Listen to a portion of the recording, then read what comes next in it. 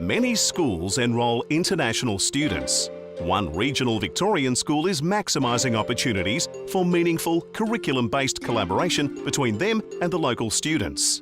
The practice is enhancing learning outcomes and building intercultural understanding for both groups. It is also encouraging friendships, bringing the international students into the local community and helping to internationalise their school through building Asia Literacy.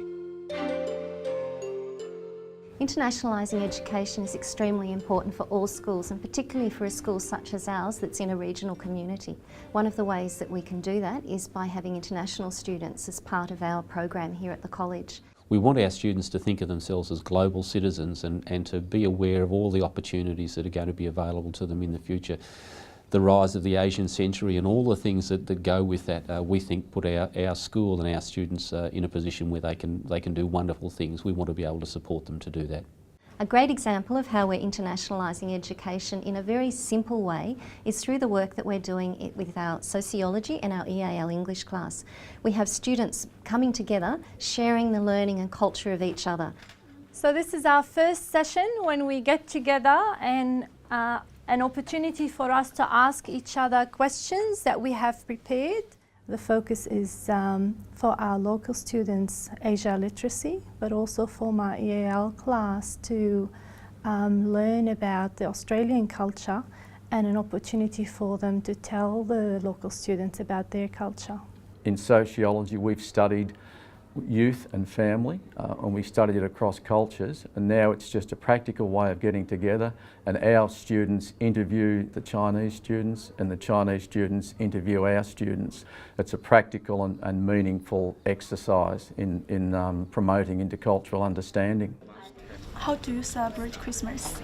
In my family, we don't really celebrate Christmas as a religious thing. It's more getting together, having lots of food and giving presents. One of the things I discovered is they've got a lot more pressure on them to do well and do much more study at school than in Australia, and I think the reason may be the higher population and the more pressure they have to do well. Is school different in Australia than it is in China? In China, teachers are more strict to them, and sometimes they always push them hard to do their work.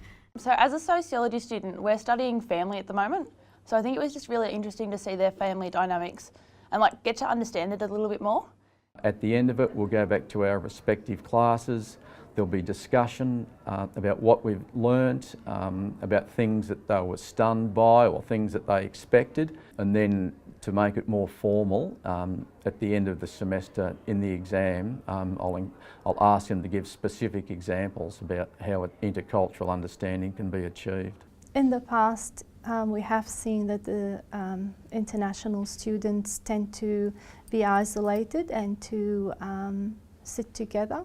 So again, these sessions have opened opportunities for them. One of the great spin-offs of a program such as this is that we now see these students talking together out in the Language Centre, making opportunities to go out together in our community, so that our international students are getting a much bigger, broader picture of what life is like here in Bendigo. We see this as a two-way thing for our international students, that yes, they come here for an educational experience, but it works in the other direction as well. They're a wonderful resource. They provide a great deal of diversity in our college, and being able to have them work directly together with our own students in a variety of settings and in different subjects provides something that's really rich and wonderful for our students as well as for the international students as well.